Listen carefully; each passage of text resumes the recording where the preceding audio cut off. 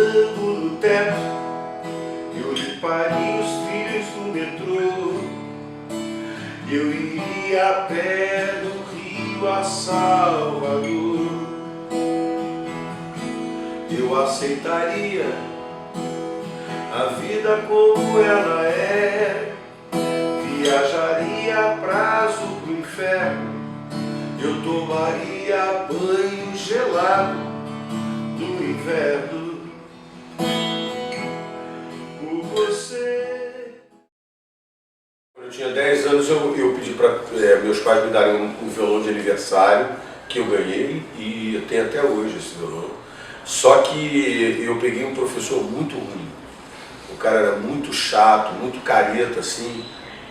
Aí queria me ensinar a ler música e tocar umas músicas que eram muito chatas. E aquilo me deixou meio desestimulado. Acabou que eu fiquei uns 4 anos sem querer aprender violão. Desisti daquilo, mas eu continuava ouvindo música enlouquecidamente. Porque assim, eu começo a comprar disco ali, meio que dependendo do meu pai, como por exemplo, pai, vamos ali na loja e compra tal disco. Isso aí vai até uns, sei lá, até uns 9, 10 anos. A partir dos 10 anos eu já começo a juntar o meu próprio dinheiro de semanada, dessas coisas, e eu mesmo vou comprar meus discos, já não preciso de alguém. Eu já com 9, 10 anos eu não estava sozinho na rua. Pelo menos, sei lá, uma vez por mês, uma vez a cada 2 meses, eu comprava um disco novo. Toda hora eu estava ouvindo coisas. Aí de Natal eu pedia disco de presente. Então a música foi uma coisa muito presente na minha vida. Então aos 14 anos, aí eu volto para o violão. Novamente, porque já é aquela coisa, a vontade que não parava de estar lá, de querer aprender. Né? Desde que eu me entendo por gente, na verdade, eu já gosto de rock and roll. Que a minha lembrança é gostar disso. Só que quando eu vou ficando, assim, quando eu vou ficando mais, não é nem adolescente, é pré-adolescente, tipo 9, 10 anos, eu já estou ligado mesmo. Então, por exemplo, nas festas que eu ia, por exemplo, para dançar, tocava Santana, tocava Stevie Wonder, né? Tocava James Brown.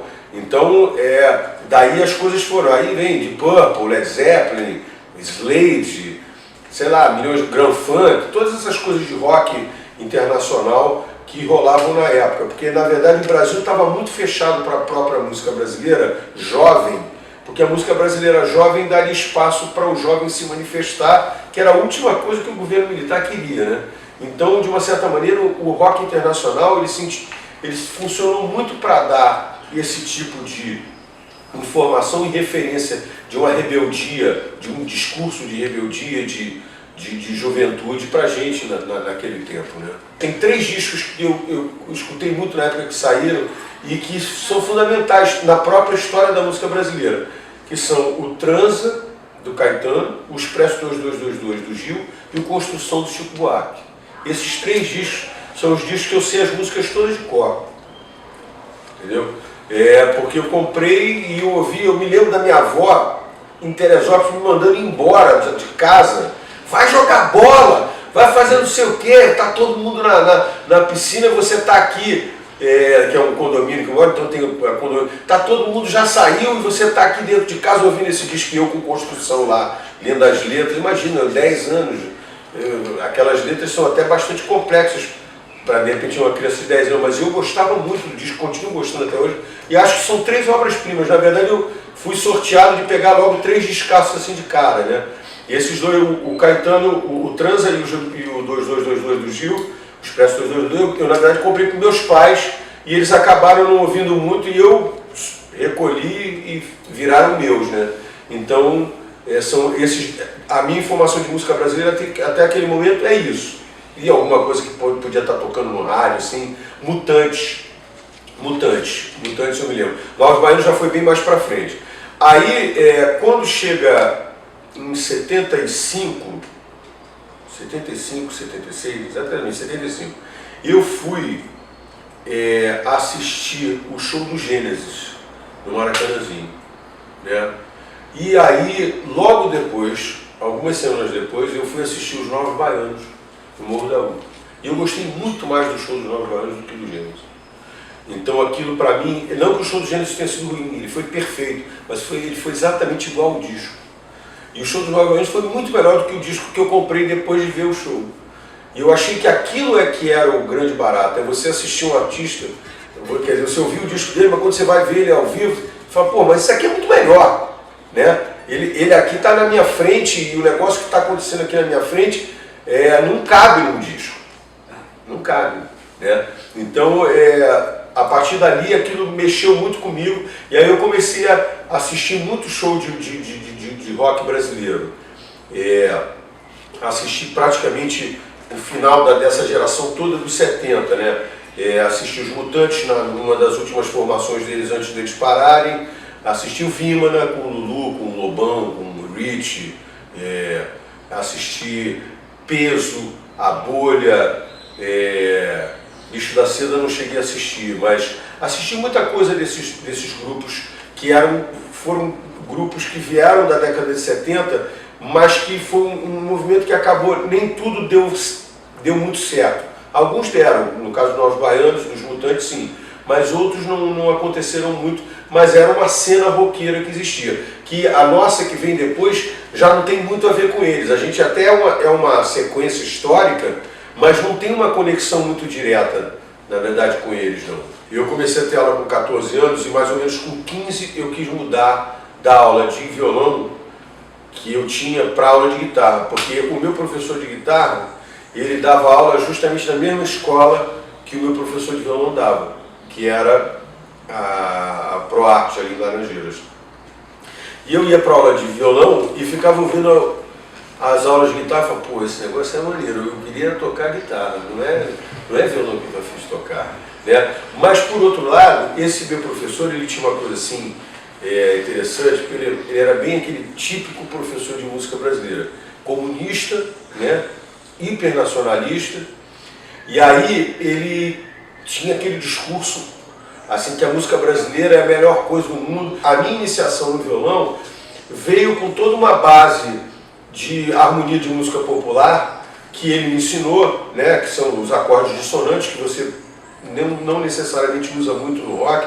Em alguns momentos você usa, mas não são tão comuns, e que é a mesma base de harmonia do jazz, em princípio é a mesma ideia, né? O mesmo tipo de metodização.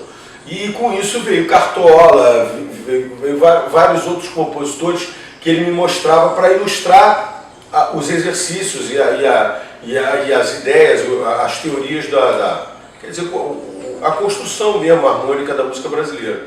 Então, para mim foi bacana isso, porque ele abriu a minha cabeça em termos de harmonia e em termos de acordes, de conhecimento de acordes, e eu acho que isso acaba dando também um pedaço da minha personalidade como compositor, não ter sido um cara que só ouviu rock, né? O meu ouvido muitas vezes ele vai para algum caminho que não necessariamente é só roqueiro. E é engraçado que eu tenho alguns amigos que são muito roqueiros, que eles falam assim, engraçado, o Barão sempre teve um rock meio MPB, né? É engraçado que a MPB nem acha tanto assim. E aí, a partir de eu ver essa aula de guitarra, eu falei que eu queria mudar do violão para guitarra. Minha mãe e meu pai falaram, pô, mas você acabou de começar com um, já está querendo para o outro. Eu falei, não, eu quero, porque é o que eu quero, eu já senti que esse é o meu barato. E até porque eu via muito rock também, né? Da guitarra tá ali presente o tempo todo. E aí eu quis comprar uma guitarra, eles não me estimularam muito nisso. E eu, quando eu tinha 14 anos, eu viajei com a minha mãe e com meu irmão para os Estados Unidos, aquela coisa de Disney, né? E eu achei tudo um saco, porque eu já não estava querendo mais Disney. Depois eu curti muito mais a Disney adulta. Mas eu fui e... Só para vocês terem ideia como é que estava a minha cabeça, eu tinha 14 anos, eu trouxe toda a coleção do Crosby, Stills, Nash Young, com todos os discos solos de todos os integrantes. Ou seja, eu não estava naquela viagem para curtir Disney, eu estava para curtir música, né? E além desses discos todos que eu comprei, eram, sei lá, uns 20, 30 discos, eu comprei uma filmadora. Eu gostava muito de cinema, inclusive fazia parte do cineclube do meu colégio. E essa filmadora foi a que eu vendi para comprar a minha primeira guitarra. Eu vendi a filmadora, nunca fiz um filme. Graças a Deus, a filmadora serviu para eu comprar minha primeira guitarra. Com o dinheiro da filmadora eu comprei uma guitarra, um amplificador e um pedal de distorção. Quando o Barão pintou, que eu fui convidado para o Barão, na verdade eu tinha 2 ou 3 bandas naquele momento. Né? Tinha 3 bandas, o Barão era talvez a terceira. Não, eu tinha, naquele momento eu estava tocando com uma banda de alguns amigos meus de infância, tinha uma outra banda de música instrumental, que fazia parte do Jorge Israel, tinha um amigo meu lá de Niterói, que eu ia até Niterói de ônibus para tocar com ele todo sábado, né?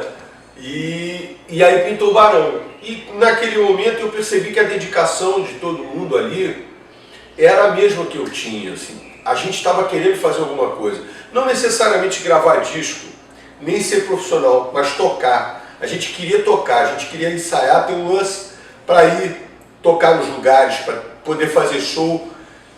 E aí isso para mim foi claro, foi a coisa assim, eu falei, pô, é aqui que eu quero ficar. Esse é o pessoal que está na mesma sintonia que eu. O curioso é o seguinte, o Barão foi fundado pelo Maurício e pelo Guto, mas ele nunca existiu sem os 5, porque eles não podiam tocar só os 2. Então eles foi uma ideia deles que foram, e aí eles saíram em busca das pessoas para completar essa coisa. Chegaram a tocar com um, com o outro, mas nunca em algum momento eles falaram, pô, a banda tá rolando. O momento que a banda começou a existir propriamente, é esse momento onde, num intervalo de, sei lá, uns 15 dias ou 20 dias, o Guto e o Maurício chamam o Dé para ensaiar, ensaiam com o Dé alguns dias, aí o Maurício me liga, alguns dias depois de eu estar lá ensaiando, apareceu o Léo Jaime, que o Guto tinha visto. Agora, isso é sensacional.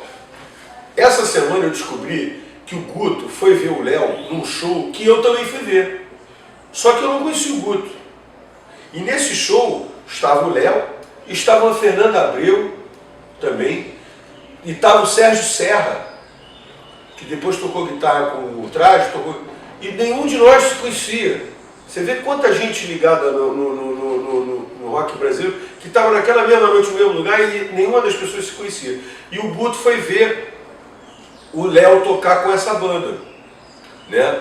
E aí, porque tinha ouvido falar dele num festival que ele tinha cantado e tal, e aí ele foi lá assistir a banda, o Léo foi assistir o nosso ensaio, ouviu a gente e falou, olha, eu não tenho muito a ver com o lance de vocês, eu também já estou com 2 bandas, vocês seriam a terceira. Mas tem um amigo meu que, pô, eu acho que vai encaixar legal, o jeito dele de cantar vai encaixar com o de vocês. Bom, aí, alguns dias depois, acho que o Guto pegou o Cazuza, e eu estava até com o Guto pegou o Cazuza em Botafogo, porque o Cazuza não sabia ir até a casa do Maurício.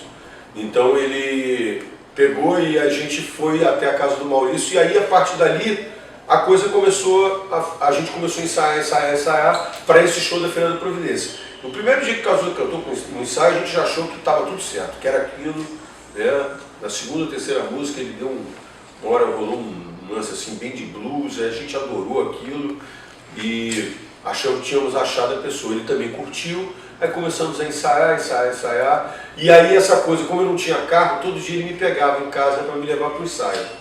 E aí começou essa amizade, bater o papo, começar a perceber que a gente gostava de coisas em comum, né, de música, né, Ângela Rorô, Melodia, Novos Baianos, Caetano, quer dizer, era uma banda de rock, mas que o Guto e o Maurício nessa época eles tinham assistido Queen há pouco tempo, eles estavam loucos com Queen. E eu no Queen, assim, hoje eu até gosto mais do Queen do que eu gostava naquela época, assim. Eu até reconheço no Queen mais, não era uma banda que me fazia muita cabeça. Então eu já estava, para mim já era claramente uma questão de fazer um rock brasileiro. Eu já tinha essa visão de querer fazer um rock brasileiro, né? De ter essa possibilidade. Então, acho que isso me aproximou muito do Cazuza no sentido da gente trocar ideia e perceber que a gente tinha uma sintonia, e eu acho que daí veio a parceria também, né?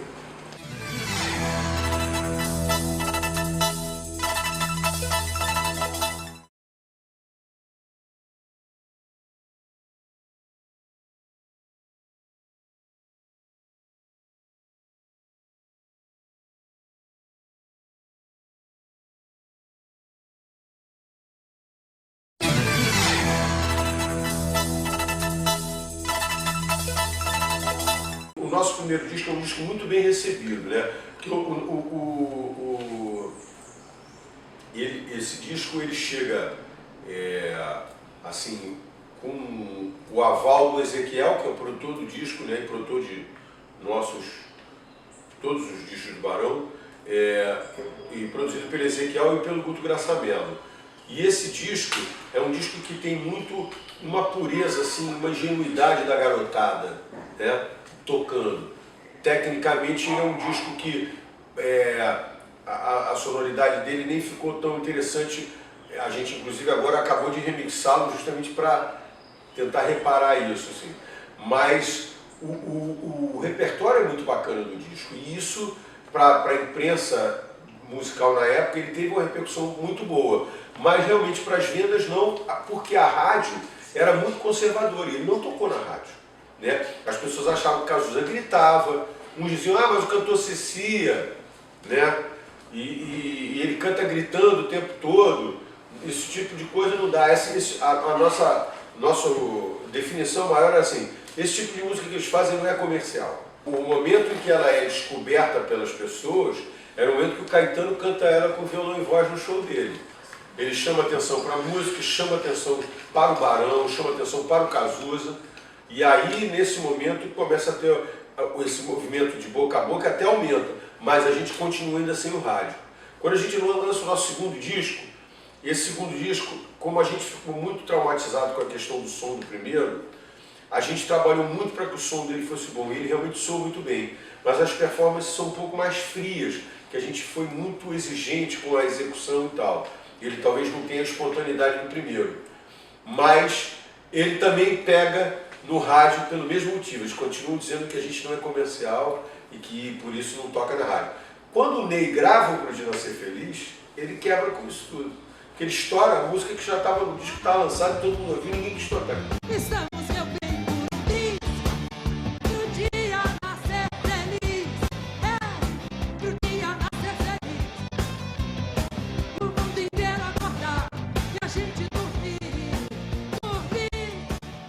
Aí nós deixamos de ser não comerciais e passamos a ser comerciais. Aí a gravadora relançou o Pro Dia Nascer Feliz em compacto. O nosso Pro Dia Nascer Feliz vendeu muito no compacto. A gente tocou muito na rádio e aí, efetivamente, a gente nasce assim, profissionalmente. O segundo disco, ele é uma progressão natural do primeiro. Assim. A gente vem fazendo, a gente vem compondo as músicas no primeiro disco, e eu acho que a gente vem num embalo ali de fazer música direto, de fazer música assim, quase toda semana. Então, o segundo disco, ele é basicamente todo meu e do Cazuza. Só tem duas músicas, Vem Comigo e Manhã Sem Sonho, que não são nossas. Todas as outras, não, Menina Mimada. Todas as outras músicas do disco são nossas. A gente estava realmente num processo ali de produção forte. Tem o Pro Dia Nascer Feliz, tem o Bicho Humano, tem Largado no Mundo, que é uma música que eu gosto bastante também. Tem muita coisa assim. Eu acho que a nossa parceria ali vai se aprimorando e a gente vai fazendo também algumas músicas para outras pessoas. Ali, nesse período, entre o segundo disco e o terceiro, né, que entre o Barão Vermelho 2 e o Hora Abandonado, a gente começa a ter algumas músicas que as pessoas pedem pra gente, aí a gente começa a fazer, e o próprio Bete Balanço é isso também, é uma música feita sob encomenda, na verdade, para o filme. Ele tem uma importância muito grande porque foi a primeira música da gente a estar realmente em primeiro lugar, assim, né? Aquela música que aonde você anda, ela está tocando. O Pro Dia Nascer Feliz tocou, mas o Bete Balanço foi uma coisa muito forte, porque talvez tenha sido um dos primeiros casos onde a música ajudou o filme, a música ajudou o filme ajudou a música, e o filme ajudou a música ajudou o filme, e um ficou empurrando o outro para cima, numa coisa assim que ficava, sabe, tipo um liquidificador.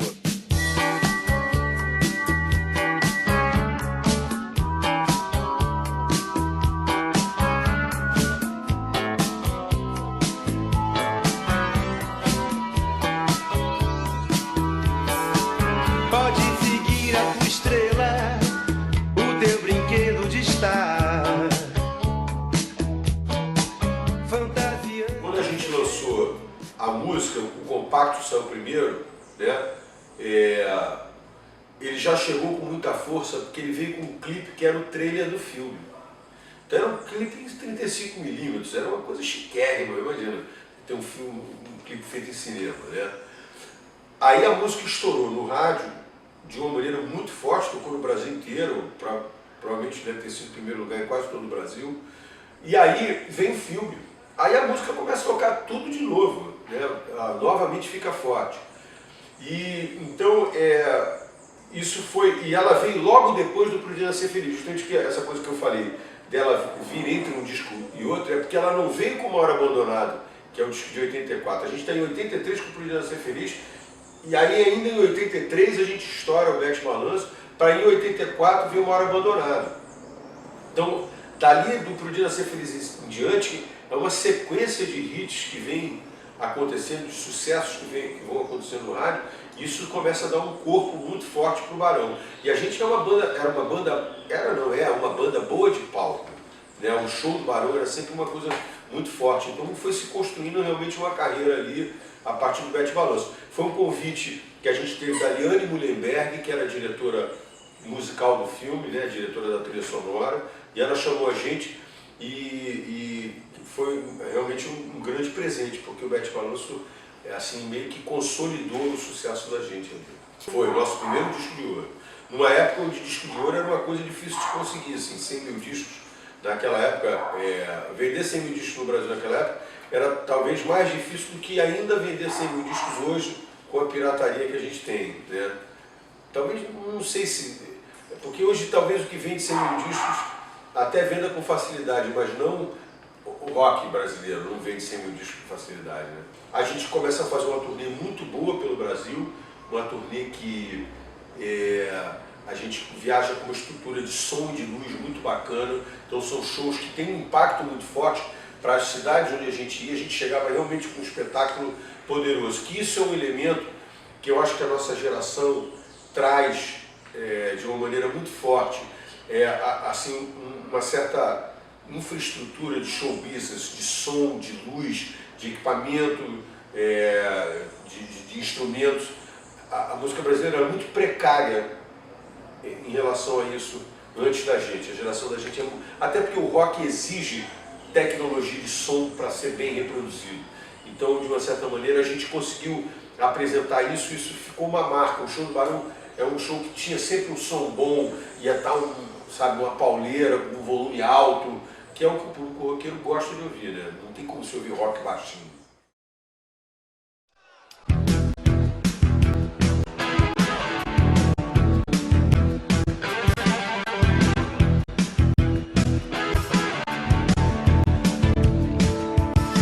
Eu quero a sorte de um amor tranquilo, com sabor de fruta mordida. Nós dois na batida, no embalo da rede, matando a sede na saliva. O show do Barão foi um show muito bem recebido, né? Na verdade o festival teve uma repercussão muito grande e a gente foi muito bem no festival, contrariando as expectativas de muita gente que achava que os grupos brasileiros talvez não fossem tão bem recebidos, que existia uma grande expectativa em relação aos artistas internacionais. Mas nós fomos super bem recebidos, o público cantou muito e o Podia Ser Feliz, de uma certa maneira, virou uma música muito ligada ao festival, por um momento da gente estar cantando ela ali naquele dia que o Tancredo estava sendo eleito presidente. Então acabou que o Rock in Rio ele meio que mostrou para toda a estrutura de mídia do Brasil que o rock brasileiro tinha vindo para ficar. E a gente estava no topo dessa onda que estava vindo para ficar. Então a gente realmente, na hora que, aquela coisa meio para ilustrar a coisa do surfista, assim, na hora que o Rock in Rio veio com aquela onda, a gente estava lá em cima e a gente só teve que descer, dropar ela mesmo e curtir a onda, né? Então a gente foi para o Brasil para uma turnê muito forte, mas naquele momento a banda já começava a ter os primeiros sinais de desgaste, justamente em relação à questão do Cazuza estar insatisfeito, estar se sentindo ali preso a uma estrutura roqueira, né? E aí acaba que ele sai da banda em julho, por aí, julho, agosto, eu acho que é julho que ele sai. Nos primeiros 6 meses a gente ficou de relações cortadas, né? Porque eu me senti muito traído, porque a gente, antes da saída dele, a gente tinha tido alguns problemas de discussões da banda, a gente tinha tido uma reunião com ele e perguntou, olha, se você quiser sair, vamos combinar a hora de você sair para a gente não deixar nenhum compromisso nosso profissional em aberto por conta de você sair. A gente pode fazer essa turnê aqui que tem mais 3 ou 4 shows, e aí você sai e a gente vai seguir em frente, cada um faz a sua vida. Ele falou, não, eu quero continuar. A gente continuou, fizemos vários outros shows depois disso. Quando a gente estava prestes a entrar para gravar o disco que seria o seguinte, ele saiu ele comunica que vai sair da banda um dia antes da gente entrar no estúdio, né, para gravar esse disco que seria gravado por ele. E ele leva uma grande parte do repertório desse disco para o primeiro disco dele, né? Então é um momento ali que, para mim, dentro da minha relação que eu tinha com ele de amizade, que era uma amizade forte, intensa, eu me senti traído e a gente ficou um bom tempo sem se falar. Mas é lógico que o tempo ele é capaz de cicatrizar e apaziguar as feridas mais profundas, e por que não uma amizade que era tão bacana, a gente com o tempo percebeu que aquilo ali ia ficar pequeno em relação a tudo que a gente já tinha feito e o que a gente podia vir a fazer. Então, com o tempo, a gente acabou reatando a nossa relação e aí voltamos a compor juntos, e aí começam a vir as músicas novas que vêm depois da saída dele, que eu acho que a primeira está no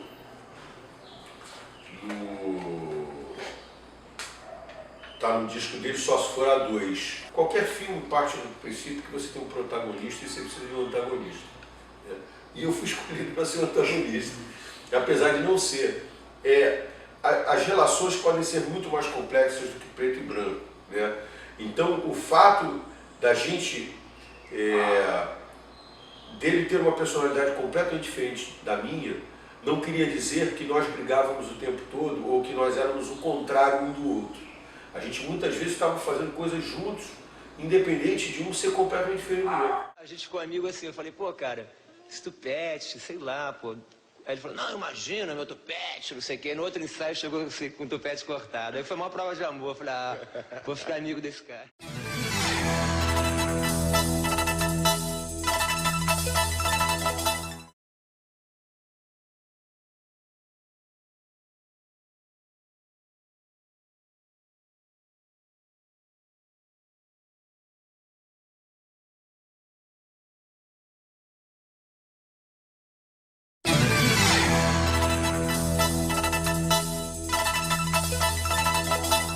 Sempre fui o canal dele de comunicação com a banda.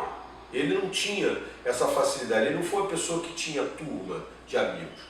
De uma certa maneira, o Barão foi a primeira turma de amigos que ele teve, né? E a gente tinha dentro dessa relação, eu fazia um papel muito forte porque ele me respeitava muito. Então, quando eu chamava a atenção dele por uma coisa, ele sabia que ele tinha que prestar atenção naquilo. É lógico que ele fazia milhões de coisas que eu não ia ficar vigiando ele, mas imagina, tomar conta de gente grande.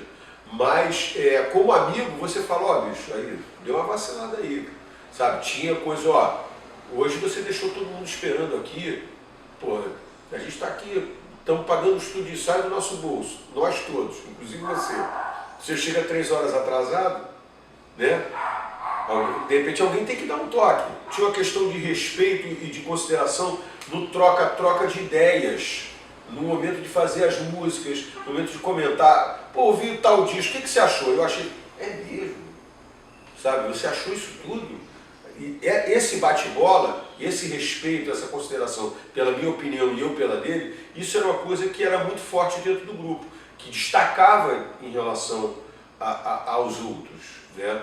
E ao mesmo tempo é o que pautou a nossa relação, assim, uma consideração e uma sintonia boa, não é aquela sintonia unânime, é uma sintonia que tem hora que você fala, pô, achei aquilo ali uma merda, e eu adorei. Pô, como é que tu gostou daquilo, cara? Uma porcaria, aí um esculacha o que o outro gosta, entendeu? E isso alimenta, porque aí você depois, esse aí gosta de não sei o que lá, debocha, da mesma maneira o outro também falou, ele não gosta disso, entendeu? Então é esse tipo de relação que eu acho que a gente tinha, muito mais do que aquilo que aparece no filme, que aquilo é o clichê do clichê, o caretinho doidão, entendeu? Pô, imagina, na geração que a gente faz parte, questão de drogas, da relação com a polícia, com a lei, na verdade quem foi preso foi eu, não foi ele. Né? Quando o Barão dançou, ele não foi preso, fomos presos todos nós, menos ele. Né? Para a frustração dele, estava doido para ser preso, mas não foi. Então, quer dizer, não é uma questão de, tem os caretinhos e tem os doidões. Isso é muito simples, muito óbvio, muito clichê. Agora, tinha uma diferença de comportamento clara. Ele tinha um desprendimento material e que beirava a irresponsabilidade, a inconsequência e muitas vezes até o desrespeito aos outros, porque ele estava se desrespeitando antes até de respeitar os outros, que acontecia. Mas é da natureza dele, o que vai fazer? Isso não foi uma coisa decidida por mim. Né? O Barão, de uma certa maneira, sempre foi bastante democrático.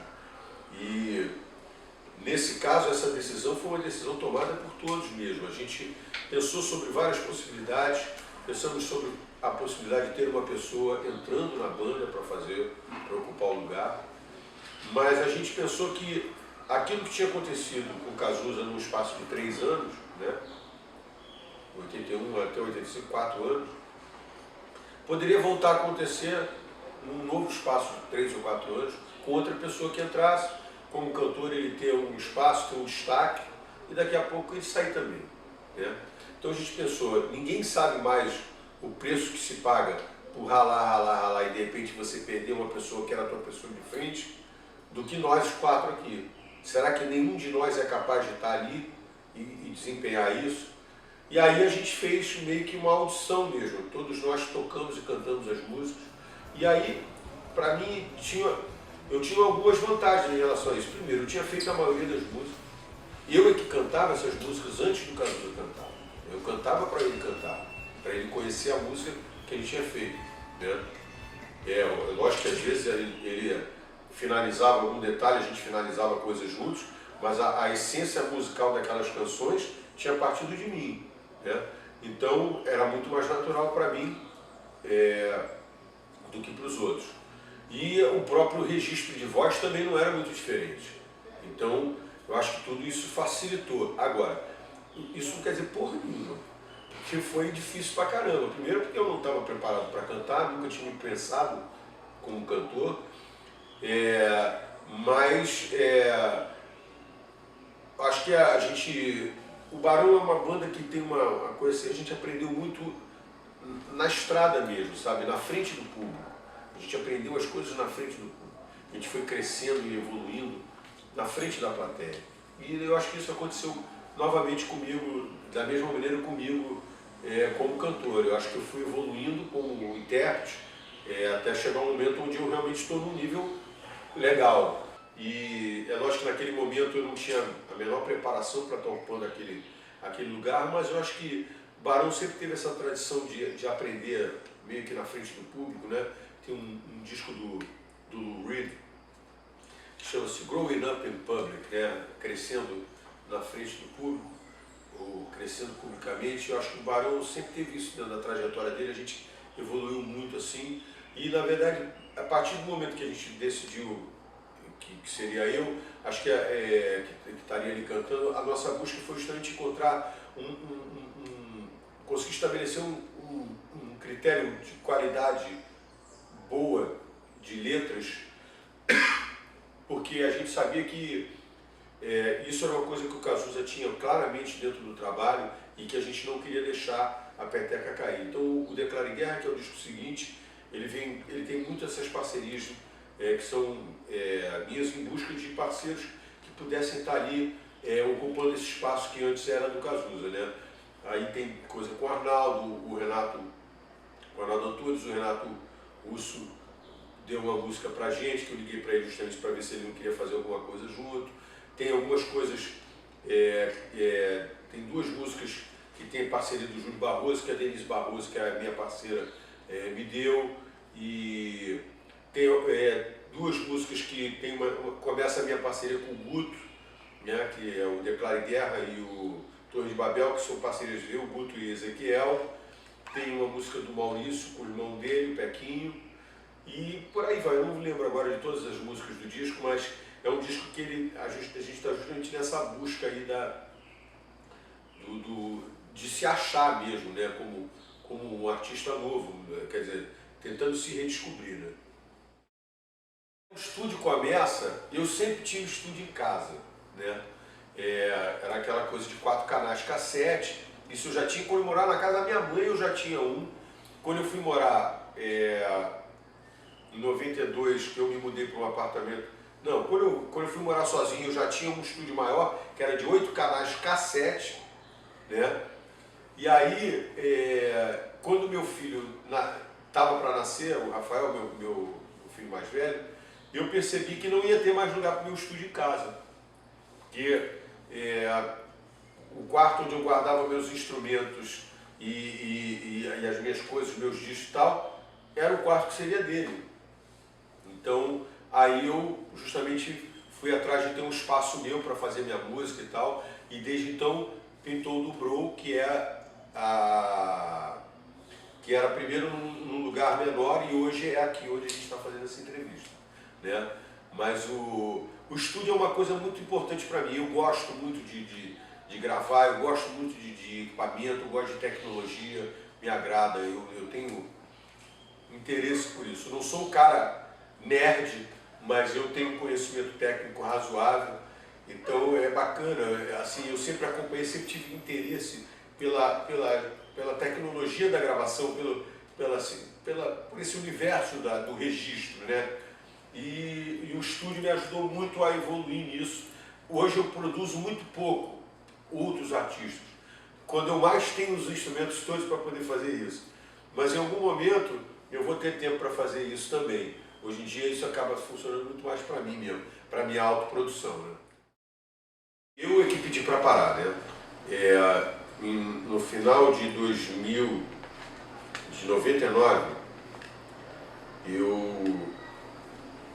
de 99 a 2000, aquele período de final de ano é um período que eu sempre descanso. E aí eu percebi que aquele momento era um momento que eu tinha que fazer. Se eu quisesse estabelecer um trabalho próprio, era ali. E eu percebi que esse era o momento de fazer isso, porque naquele momento eu me sentia uma pessoa que tinha angariado uma experiência como compositor, como artista, como músico, como produtor, que me dava uma abordagem que era minha, não era só a abordagem do grupo. Lógico que quando o grupo trabalhava, essa minha abordagem estava ali presente, mas eu achava que em alguns momentos a minha abordagem podia não ser a do grupo, e eu não queria impor isso ao grupo. Eu achava que era importante que ela existisse sozinha. Então eu coloquei para eles que eu queria fazer isso. Isso foi no começo de 2000, no final de 99. A gente então combinou que no começo de 2001, quando a gente terminasse de fazer o Rock in Rio, a gente pararia. E aí foi o que aconteceu. A gente parou e eu gravei o meu primeiro disco. E antes de lançar o primeiro disco, eu tive um encontro com eles e falei: olha, agora que eu gravei o disco, antes de eu lançar o disco, eu queria dizer para vocês que eu acho que eu tenho que fazer um segundo disco antes da gente voltar. Porque senão vai parecer que eu fui ali dar uma brincada de fazer trabalho solo e voltei, entendeu? Então é importante que eu construa mesmo uma trajetória, que é o que eu pretendo fazer, e acho que vocês deviam pensar nisso para vocês também. Porque eu acho que o Barão não é uma coisa que vai ficar para sempre na estrada como a gente teve durante esses últimos 20 anos. Então aí aconteceu isso, eu lancei o Amor para Recomeçar, que é um disco, foi o meu primeiro disco, tem parcerias com algumas parcerias novas, algumas parcerias que eu já tinha feito, novas tinha com Lenine, tinha Marisa Monte, que eu nunca tinha feito nada com ela, numa música com o Arnaldo, tive música com o Arnaldo, tem músicas com vários parceiros ali. E o Sobre Nós Dois, O Resto do Mundo, que é um disco seguinte. E esses dois discos me ajudaram a construir uma trajetória bastante consistente. As pessoas começaram a perceber claramente que existia um trabalho meu que não era a mesma coisa que o trabalho do Barão. né? Uma linha minha de abordagem de musical. Desejo que você tenha a quem amar, e quando estiver bem cansado, ainda existe amor pra recomeçar, pra recomeçar, pra recomeçar.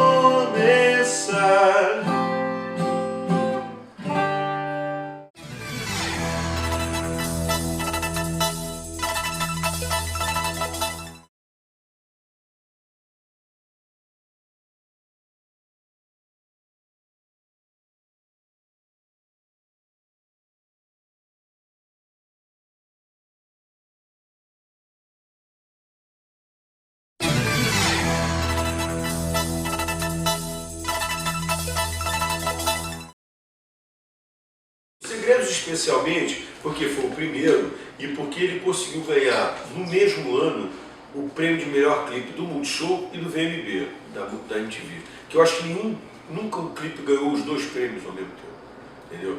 E eu acho que aquele clipe é melhor do que a música.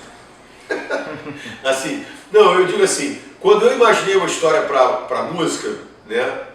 Eu não imaginei aquela história. Eu acho que o roteiro do Péricles Barros é melhor do que o que eu imaginei na minha cabeça quando eu fiz a música. Procuro um amor que seja bom pra mim. Vou procurar, eu vou até o fim.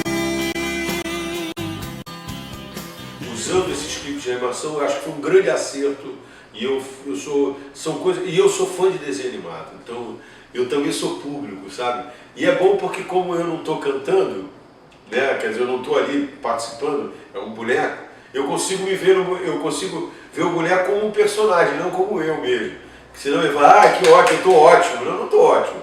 Quem está ótimo é o bonequinho lá, que é ótimo, o frejazinho que a gente... E é genial aquilo, eu acho a maneira como eles fizeram. E eles vinham aqui, me filmavam tocando violão para poder pegar os movimentos e tal. Tem um trabalho técnico ali pesado, muito bacana. Eu adoro. Tem algumas coisas da minha carreira que eu tenho muito orgulho de ter feito e esses clipes estão aí neles. No caso de um programa de música, eu estou totalmente dentro do meu universo. Então eu me sinto muito seguro, eu fiz os programas com muita tranquilidade, não estava nem um pouco nervoso, assim, inseguro, sem saber se ia ficar legal. Eu sabia que os programas iam ficar legais, porque eu sabia que eu teria como entrevistar as pessoas fazendo perguntas interessantes, não só para quem está sendo entrevistado, mas para quem está assistindo a entrevista. E ao mesmo tempo eu tinha a minha banda ali, que eu sabia que tinha competência para trabalhar e receber os convidados e a gente fazer coisas, alguns encontros que aconteceram. Então o projeto, eu tinha certeza que ele tinha um potencial muito grande. E eu só parei de fazer o programa porque chegou uma hora que eu percebi que ele ia começar a virar um programa onde as pessoas querem ir para lançar música. E o programa não é para isso, entendeu? O programa ele é um programa para discutir já uma trajetória que estava ali, de repente você cantar uma coisa que você nunca cantou, que você queria cantar numa influência tua, ou você cantar uma música que você adora, mas que você não toca em lugar nenhum porque ela nunca foi um sucesso da tua carreira. Acho que era um programa que estava completamente fora do que seria o mercado fonográfico, né? Eu já consigo ver hoje um programa feito de outro jeito, poderia fazer um outro programa de música apresentando e fazendo entrevistas e tal, mas ainda não pintou um convite, então para mim eu também não estou a fim de correr atrás de ir fazer isso, de construir essa ideia, mas é uma coisa que eu acho que eu tranquilamente poderia fazer numa boa. Desde julho do ano passado, né, julho de 2011, eu estreiei um show que é exatamente essa turnê que eu vim fazendo, que chama-se A Tal da Felicidade, que é um show que tem um repertório assim bem para cima, bem festeiro, bem positivo. E logo depois que eu estreiei, teve o Rock in Rio. Então o que aconteceu? No Rock in Rio eu fiz uma versão condensada em 50 minutos, que era o tempo que eu tinha para me apresentar, desse espetáculo que eu fiz. E que funciona muito bem em festivais, eu tive uma receptividade muito boa do público. a presença do meu filho me deixou mais feliz ainda, porque eu adoro tocar com ele toca muito bem, e ele estava super bem na noite ali, tocou bem. O prazer de estar ali apresentando aquilo ali para ele, assim, eu nem sei se ele vai ser músico, mas a experiência que ele teve de estar tocando para aquela plateia de 100 mil pessoas ali, chegar ali na frente, fazer um solo, estar ali em cima do palco levando o som, é uma coisa que vai guardar para a vida toda, né? E para mim também é um momento assim de muito orgulho, de muita alegria. Eu sou poeta e não aprendi a amar. Eu sou poeta e não aprendi a amar.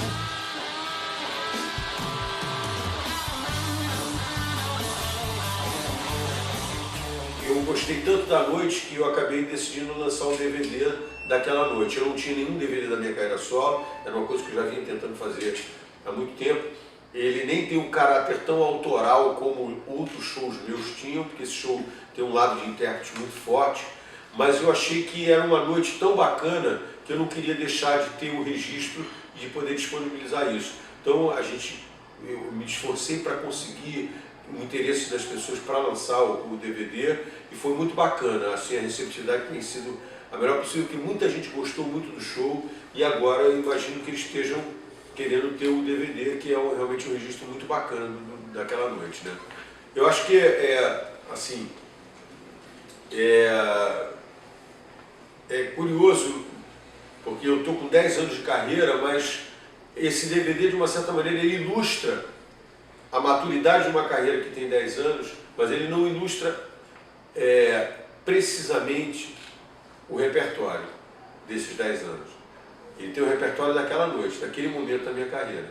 Mas eu acho que isso faz parte. Eu acho que tem vários artistas que eu gosto, que também tem DVDs deles, que não necessariamente são os DVDs do que seria o representativo para a carreira deles toda, né? O Neil Young, por exemplo, é um que eu usaria para ilustrar. Ele tem vários DVDs, tem uns que tocam uma opção de músicas que tem a ver com aquela turnê lá. Eu acho que é bacana, isso pode funcionar. De repente, para eu ter oportunidade de depois fazer um outro com um lado mais autoral mesmo.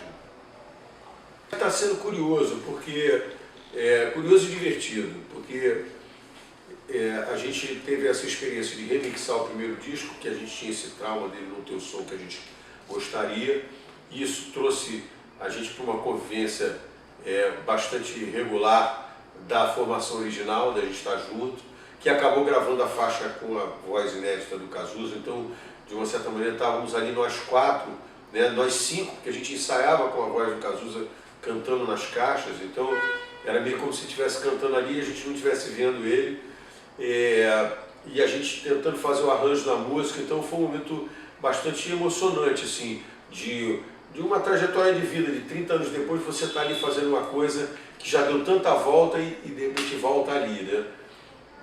Por outro lado, tem o lado da turnê, que é com a formação mais recente do Barão, que é a formação mais recente, tem 20 anos, né?